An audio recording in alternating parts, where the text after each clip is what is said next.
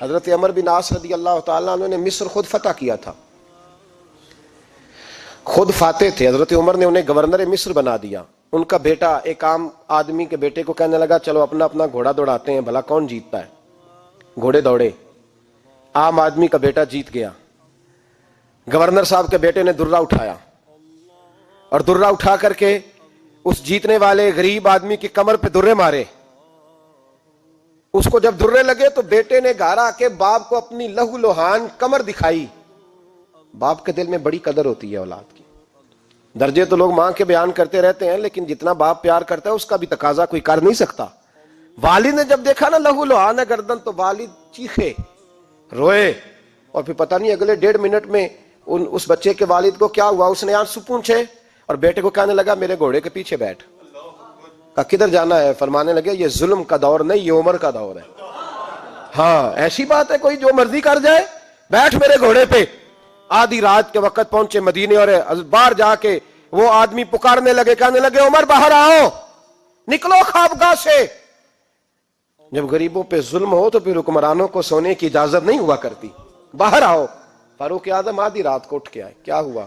کہا عمر دیکھ، یہ بیٹا جو میں نے اپنے منہ کے نوالے کھلا کھلا کے پالا ہے، ذرا میرے لال کی پشت دیکھ. تیرے دور حکومت میں یہ حال ہوگا. حضرت فاروق اعظم نے کہا جاؤ بلا کے لاؤ فاتح مصر کو. حضرت عمر بن عاص بیٹے سمیت آئے.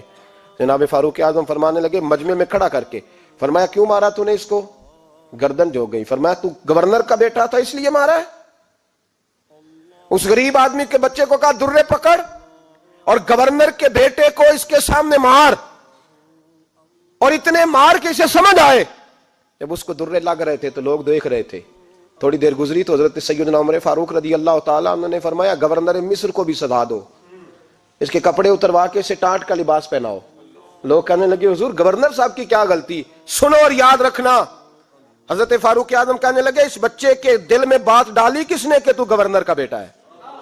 کس نے بات ڈالی کہ تو چودھری کا بیٹا ہے اور باقی کمی ہوتے ہیں؟ کس نے سکھایا اسے؟ وہ طاقتیں بھی ہم کچھ لیں گے جو سکھاتی ہیں کہ فلانا بڑا ہے فلانا چھوٹا ہے.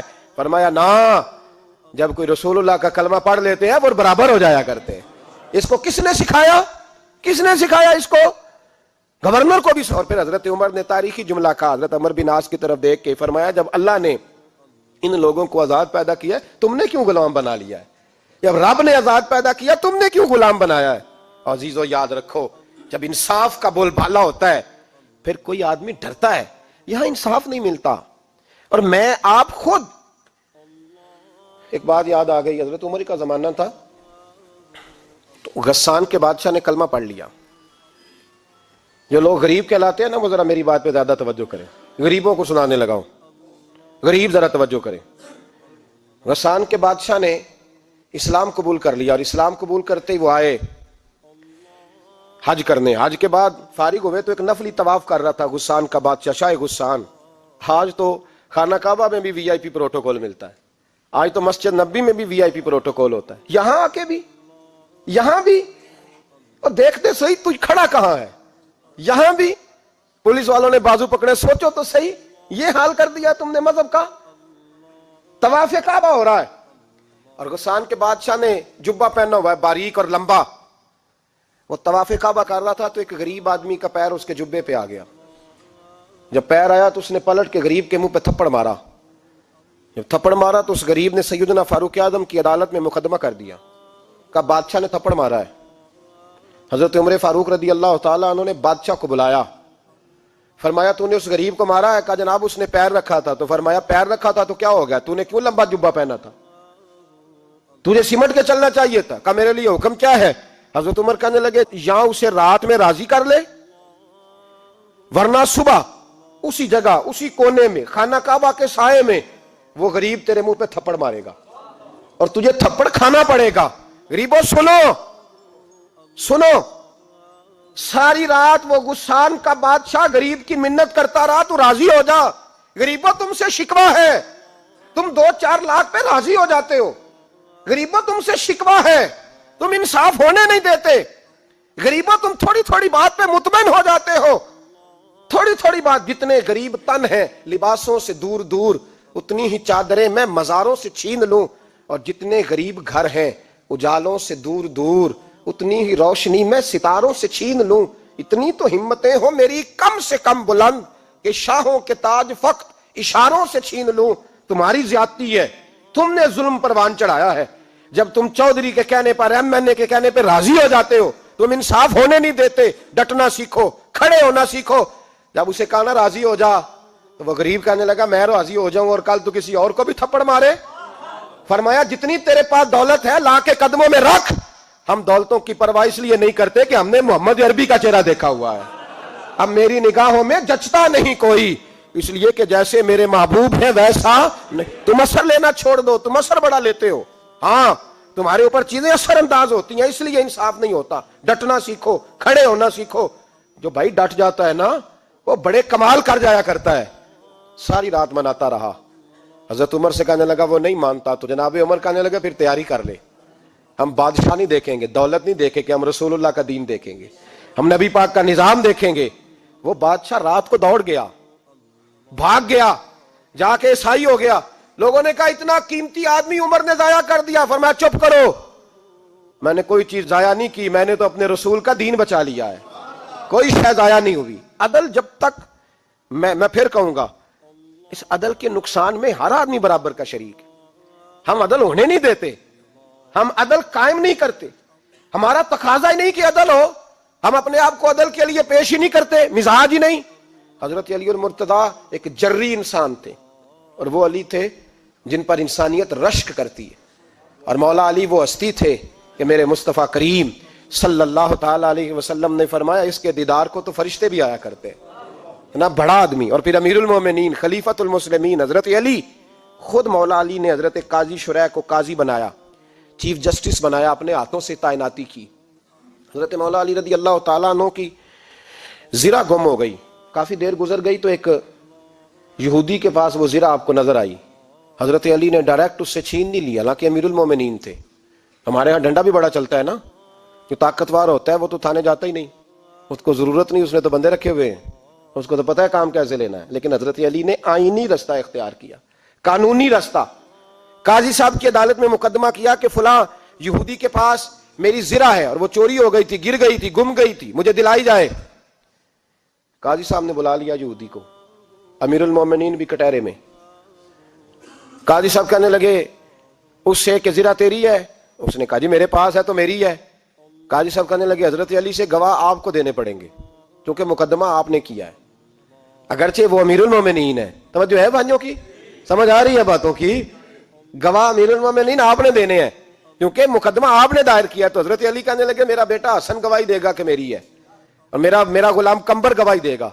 قاضی صاحب کہنے لگے حضور ان کی گواہی درست تو ہے پر میں نہیں تسلیم کرتا, اس لیے کہ بیٹے تو باپ کے حق میں بولا ہی کرتے ہیں, نوکر تو آقاؤں کے حق میں بولتے ہی ہیں.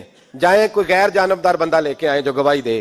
تو حضرت علی خاموش ہو گئے, کہنے لگے ابھی میرے پاس ایسا کوئی گواہ نہیں. قاضی صاحب کہنے لگے چلیں پھر آپ یہودی کو راضی کریں, آپ نے کیوں بلا وجہ گھسیٹا عدالت میں, راضی کریں, انصاف کا تقاضا ہے. تو حضرت علی قریب گئے, کہنے لگے بھیا ناراض نہ ہونا, زرہ تو میری ہے, ناراض نہ ہونا, میں نے غلط مقدمہ نہیں کیا. وہ علیحدہ بات ہے کہ میرے پاس گواہ نہیں تو میں کوئی بے انصافی نہیں کر سکتا, تو میرے ساتھ چل تجھے کھجوروں کا حلوہ کھلاتا ہوں تاکہ تو راضی ہو جائے. وہ یہودی کہنے لگا میں نے قاضی صاحب کا انصاف دیکھا اور جناب علی کا انصاف کے لیے کھڑا ہونے دیکھا تو میں مولا علی کے قدموں میں بیٹھ گیا. میں نے کہا علی جب تیری یہ شان ہے تو محمد عربی کا کیا مقام ہوگا. میں نے کلمہ پڑھنا شروع کر دیا. دیکھیں نا تقاضا پورا کیا ہے حضرت علی نے. تو وہ کہنے لگا علی تیرے انصاف کے رنگ نے نا, جملہ یاد رکھنا, کہنے لگا یہودی علی تیرے انصاف کے اس رنگ نے میرے دل سے کفر کی میل دور کر دی, تیرے عدل نے میرا کفر توڑ دیا, کفر. لیکن شرط دیکھیں نا, غریب آدمی ابو ایوب انصاری, ماڑے بندے, اب تو پیر اور مولوی بھی گنجائش نہیں نہ دیتا کسی کو بولنے کی. تو سیاست دان تو اللہ ہی کی پناہ, وہ تو پتہ نہیں کس طرح سوتے ہیں رات کو, اللہ ہی جانتا ہے. پتہ نہیں کس طرح اپنے آپ کو مطمئن کر کے وہ زندگیاں گزار رہے ہیں, خدا ہی بہتر جانتا ہے. حضرت عمر فاروق جیسا دلیر اور جرری آدمی جمعہ پڑھانے مسجد میں داخل ہوئے تو جناب ابو ایوب انصاری دروازے پہ کھڑے ہو گئے, کہنے لگے عمر تیرے نوکر نہیں, ٹائم پہ آیا کر, بڑی دیر سے کھڑے ہیں. کیوں دیر سے آیا ہے؟ بڑے جلالی تھے نا حضرت عمر, لیکن وہ جلالی اس وقت تھے جب کوئی ظلم کرتا تھا, اور ذات کے لیے جلالی نہیں تھے. کب وقت پہ آیا کر, کو ملازم نہیں تیرے, تو سیدنا فاروق اعظم منبر پہ چڑھے اور فرمانے لگے اللہ ابو ایوب انصاری کا بھلا کرے، جب تک اس طرح کے لوگ موجود ہیں کوئی بادشاہ بگڑے گا نہیں، اللہ اس کا بھلا کرے، اس نے میری توجہ صحیح۔ اور پھر عمر رو پڑے، رو کے فرمانے لگے مسلمانوں معاف کر دو، غلطی کوئی نہیں، میرے پاس کرتا ایک ہی ہے، اور عبداللہ کی ماں نے وہ دھو کے خشک ہونے کو ڈال دیا تھا، غریب ہوں، کرتا دوسرا کوئی نہیں، تو وہ ذرا نا خشک ہونے میں آ کے دیکھ لو ابھی بھی گیلا ہے، مجھے معاف کر دو، میری غلطی نہیں ہے۔ صحابہ درد کے ساتھ رونے لگے اور کہنے لگے اللہ اس طرح کے حکمران ہمیشہ عطا کرتا رہے۔ میرے بھائی تو انصاف کا رنگ تو دیکھ، ان تقاضوں کو سمجھنا۔ یہاں کسی کی جرت ہے بول سکے، طاقت ہے کسی کی، لیکن انہوں نے اپنے آپ کو پیش کیا، سامنے پیش کیا اپنے آپ لوگوں کے سامنے۔ دو مال غنیمت کی چادریں بانٹ رہی ہیں، سب کو ایک ایک ملی ہے۔ فاروق اعظم جمعہ پڑھانے آئے تو اسی چادر کا کرتا، اسی کی تامت، لوگ کھڑے ہو گئے، عمر بتا تو نے دو کیوں لی؟ یہ انصاف ہے، یہ عدل ہے، کیوں لی دو؟ تو حضرت عمر کہنے لگے میرا بیٹا جواب دے گا۔ عبداللہ بن عمر بولے، کہنے لگے ابا جی کے کپڑے بڑے پرانے ہو گئے تھے، میں نے اپنے حصے کی بھی اپنے ابا جی کو دے دی ہے۔ دیکھیں نا یہ انصاف میرے نبی پاک نے کیا ہے، صحابہ نے سیکھا ہے۔ میں اور آپ تیار نہیں، ہم تیار نہیں انصاف کے لیے، ہمارا مزاج نہیں انصاف کا، ہمیں خود بہت سارا آگے پیش ہو کے رنگ دکھانا پڑے گا، اس کے لیے ہماری تیاری نہیں۔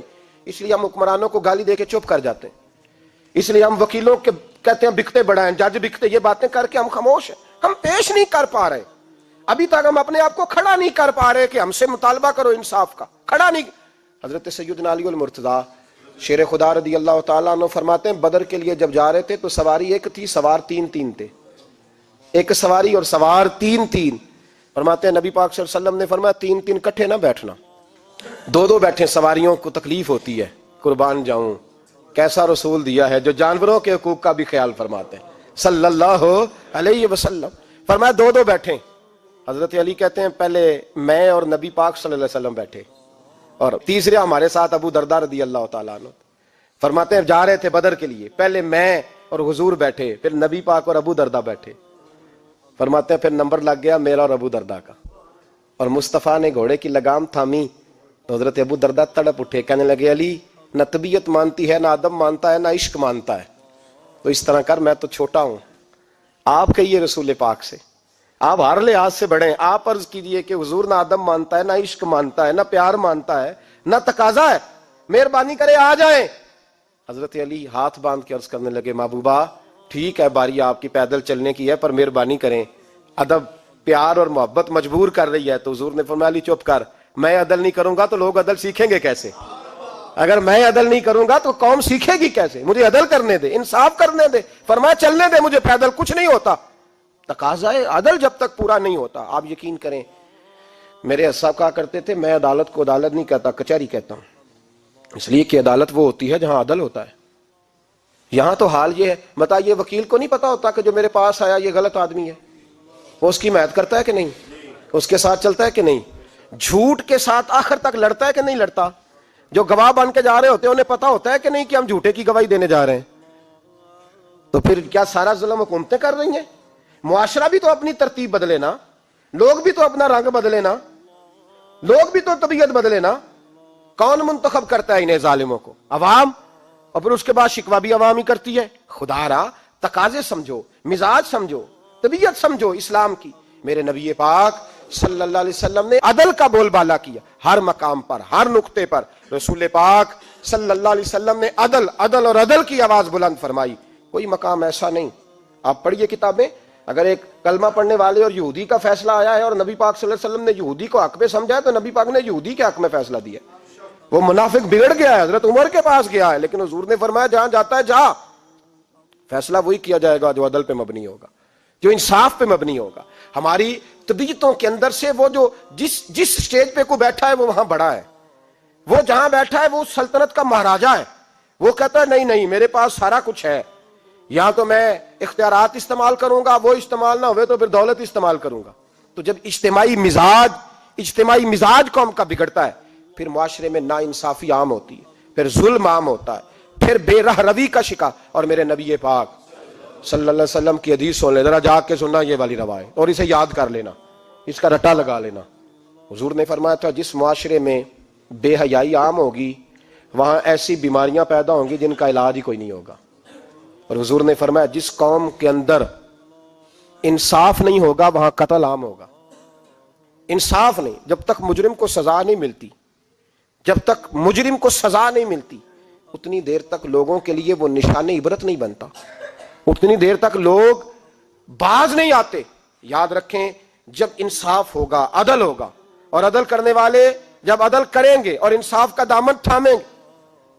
پہلی بات تو یہ ہے کہ ہم اپنے آپ سے ورا کریں بہت ساری چیزوں کو. ہم دیکھتے ہیں حکومت نے چھوٹی چھوٹی کمیٹیاں بنا دی ہیں مصالحتی کمیٹیوں کے لیے، بین المذاہب کمیٹیاں، بڑا کچھ بن گیا ہے، لیکن لوگ گروہ بندی کا شکار ہیں، گروہی تعصبات ہیں. دیکھتے ہیں کہ ہمارا ووٹ کس طرف ہے، ہمارا مزاج کس طرف ہے، اس رنگ میں ملت کا اجتماعی نقصان ہو جائے، شرازہ بکھر جائے. اور میں شروع میں کہہ چکا ہوں، امام حسن فرمایا کرتے تھے اگر غریب پر ظلم نہ روکا جائے گا تو وہ ظلم امیر کے دروازے تک بھی جائے گا.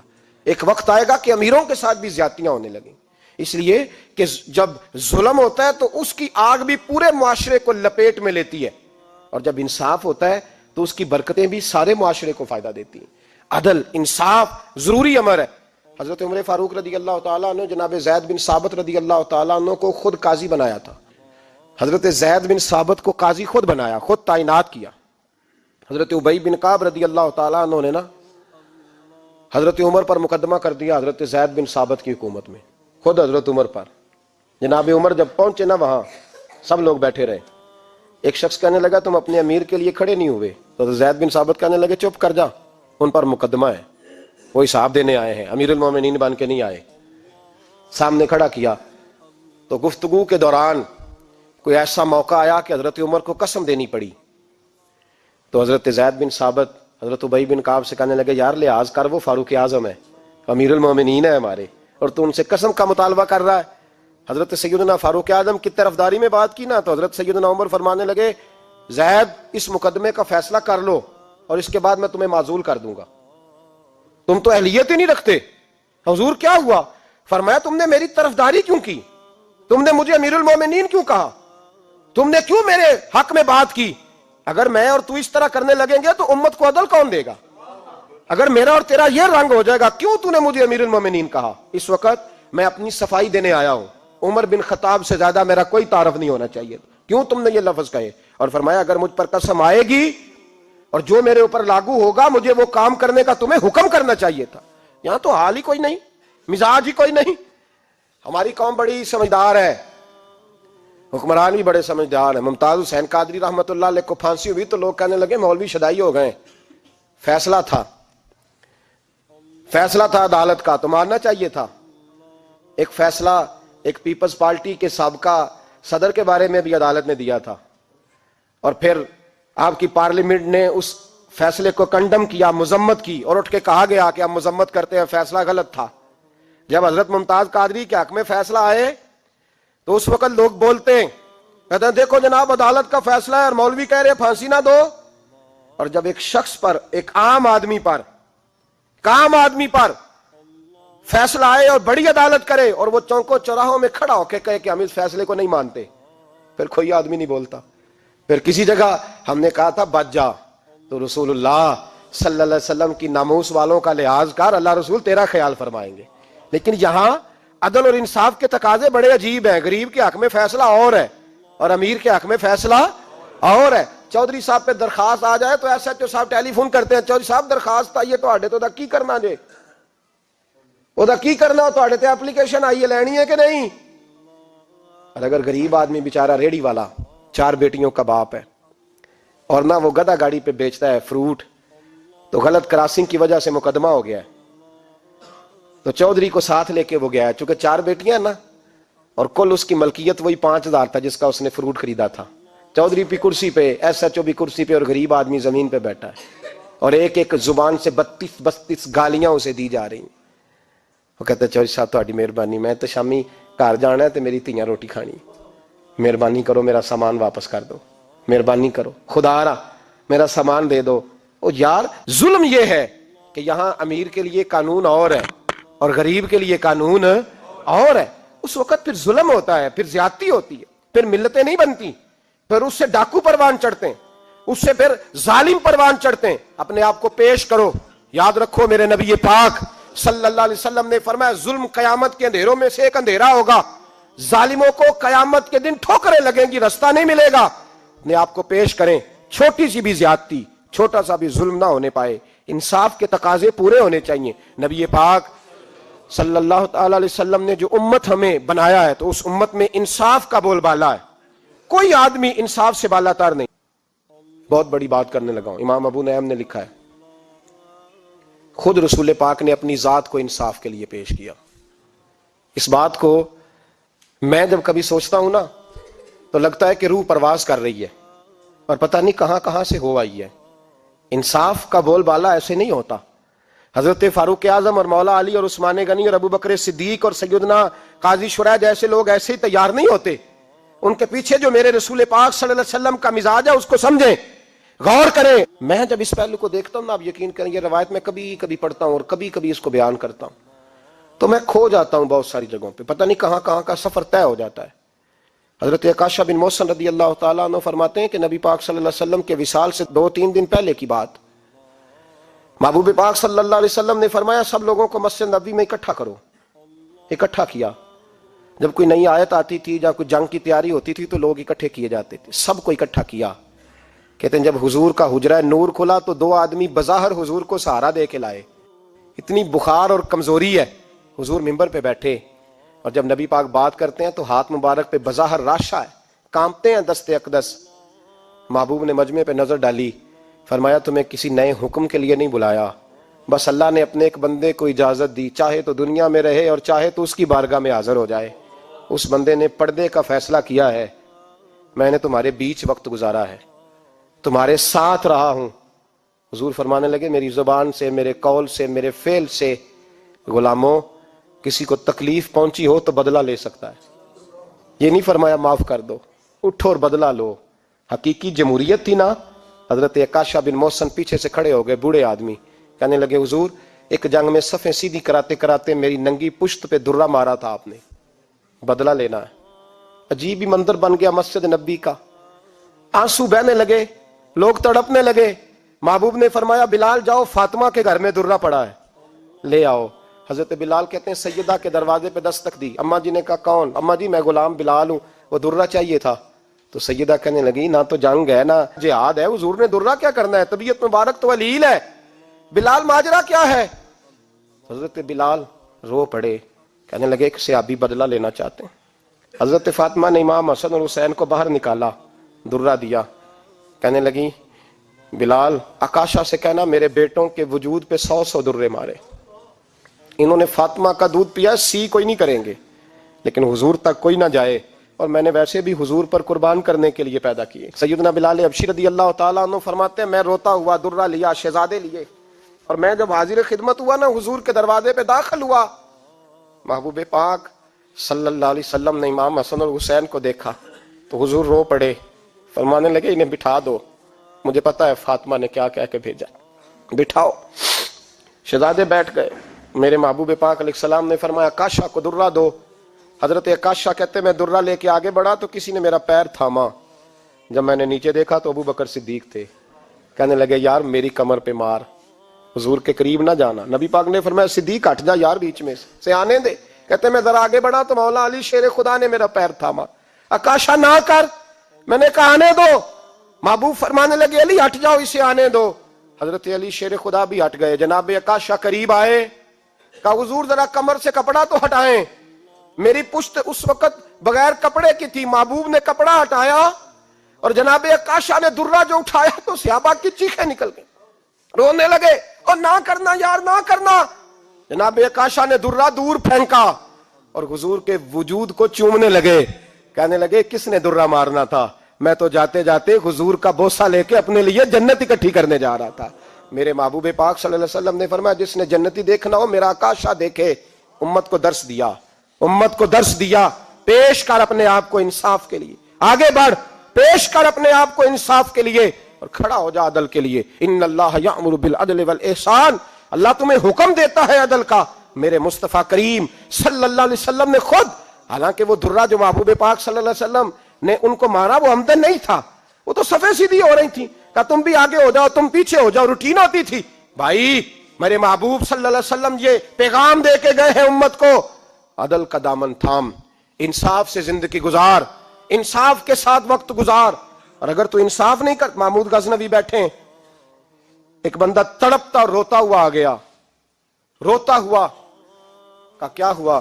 کہنے لگا حضور میں غریب ہوں. اور ایک بات اس طرح بھی ملتی ہے کہ عورت تھی اور بی بی آ کے کہنے لگی حضور میں غریب نہیں ہوں, 3-4 بیٹیوں کی ماں ہوں, خامد فوت ہو گیا, شاہی خاندان کا ایک نوجوان میرے گھر آتا ہے اور میری بیٹیوں کے ساتھ ظلم کرتا ہے, مہربانی ہو جائے.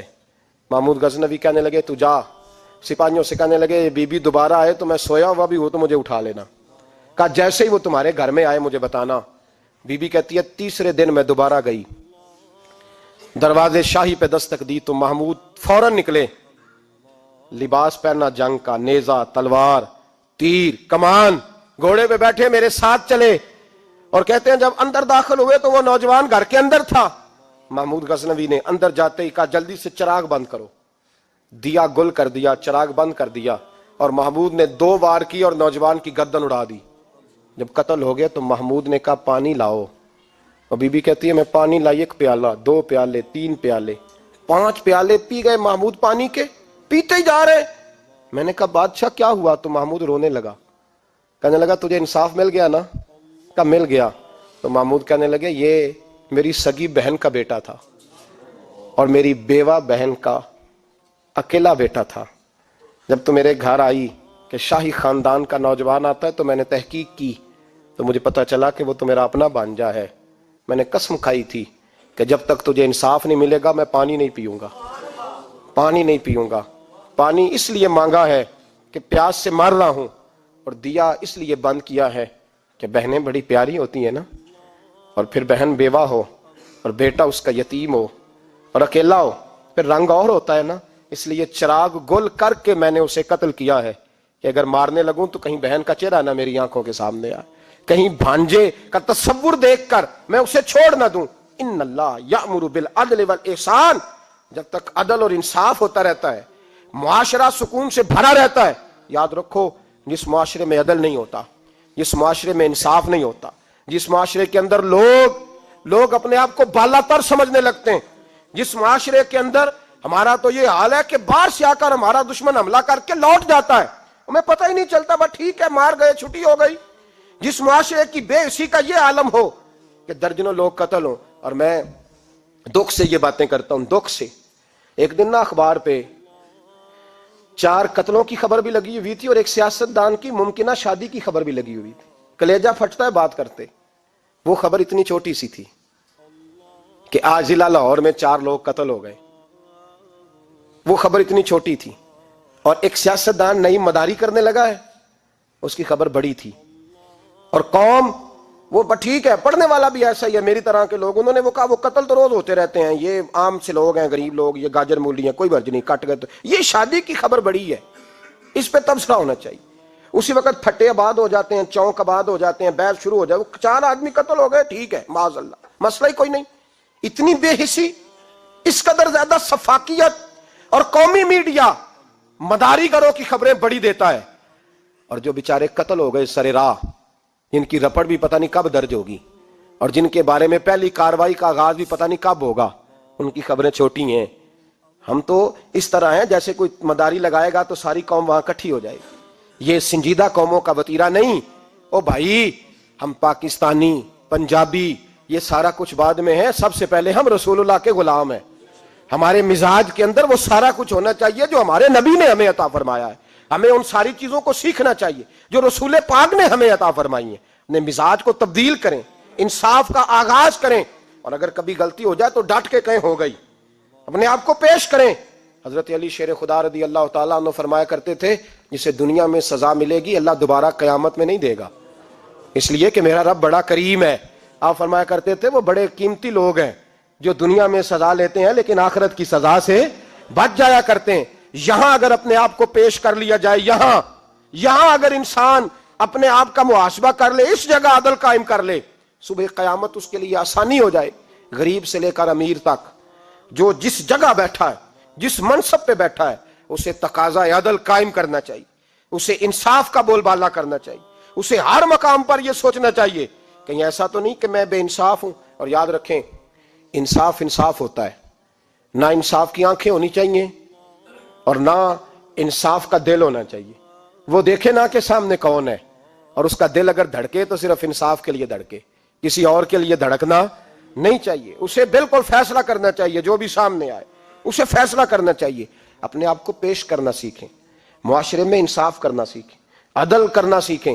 ہمارے ہاں انفرادی سطح پہ جب شروع ہوگا یہ کام، انفرادی سطح پہ، پھر وہ اجتماعی، آپ یقین کریں لوگ گفتگو کی حد تک بھی انصاف نہیں کرتے۔ کوئی آدمی اگر صحیح کہہ رہا ہے نا بات، لیکن ہمارے مفادات کو ٹھیس پہنچ رہی ہے، تو اس کی مخالفت کرنا ہم ضروری سمجھتے ہیں، کہتے ہیں بات صحیح کر رہا ہے، پر چونکہ میرے مفادات کی نہیں، لہذا میں اس کو اس بات میں آگے بڑھنے کی اجازت نہیں دوں گا۔ 2-4 دن پہلے ایک صاحب مجھے سمجھانے لگے، کہنے لگے معاملات تھوڑے آگے بڑھ رہے ہیں، اب تو چیزیں بڑی ساری صحیح ہو گئی ہیں، علماء کو نرمی کرنی چاہیے۔ اور میں نے کہا کس بات کی نرمی؟